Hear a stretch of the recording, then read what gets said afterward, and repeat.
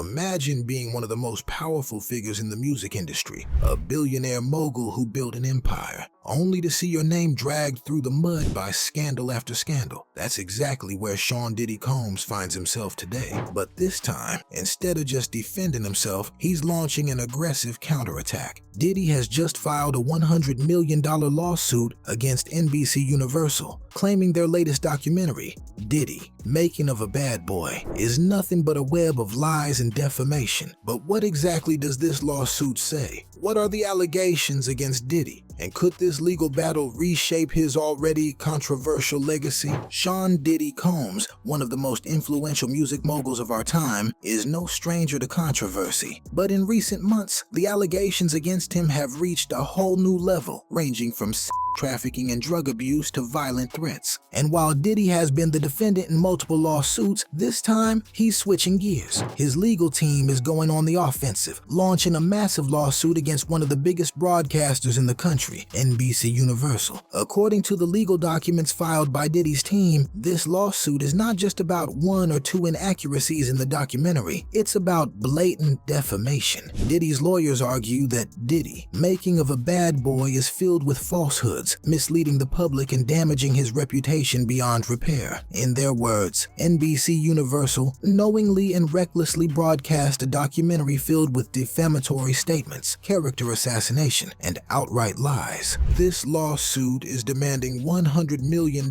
in damages. But here's the question. What exactly does the documentary say that Diddy believes is so damaging? The film, released earlier this year, dives deep into Diddy's rise to fame, his business empire, and the dark allegations that have surfaced against him over the years. According to insiders, it paints him as a manipulative and abusive figure in the industry, someone who used his power to control and exploit others. Some of the key accusations covered in the documentary include trafficking claims, allegations that Diddy arranged for young women to engage in illegal activities, violent threats, claims that he used intimidation tactics against those who spoke out against him, drug abuse, testimonies suggesting a long history of rampant drug use. These allegations are not new. In fact, they've been making headlines since late 2023 when multiple lawsuits were filed against him. But the documentary ties them all together, painting an even more damaging picture. Diddy's legal team argues that NBC Universal didn't do their due diligence and instead rushed to publish damaging content without verifying the facts. And that's where this lawsuit comes in.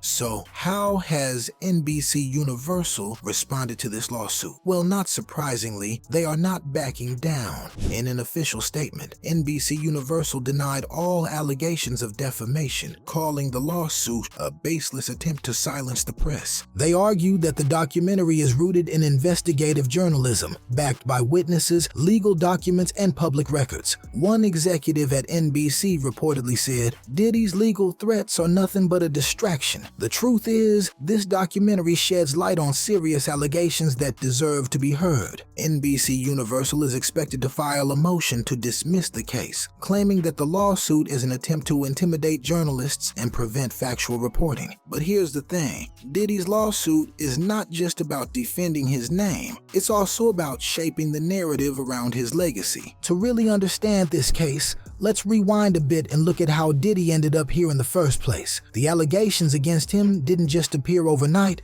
they've been building for years. But things exploded in late 2023 when his ex, Cassandra Ventura, filed a bombshell lawsuit against him. Cassandra Ventura sues Diddy, accusing him of forcing her into non-consensual acts, physical abuse, and drug-related coercion. Diddy settles the lawsuit within 24 hours, but never admits wrongdoing. More women come forward with lawsuits, making similar claims of abuse, intimidation, and illegal activity. The Southern District of New York launched an official investigation into Diddy's business practices and allegations of sex trafficking. Multiple documentaries and exposés are released about Diddy, linking him to various illegal activities. As you can see, this isn't just one lawsuit, it's a high-stakes battle involving multiple cases, federal investigations, and a fight for public perception. And legal experts are divided on whether Diddy's lawsuit has any real merit. So, what can we expect in the coming weeks? NBC's lawyers will likely argue that the lawsuit violates press freedom, and that the documentary was based on credible sources. If the case isn't dismissed, Diddy's lawyers will push for a full trial where they can dispute the documentary's claims in court. Whether in favor of Diddy or against him, new witnesses,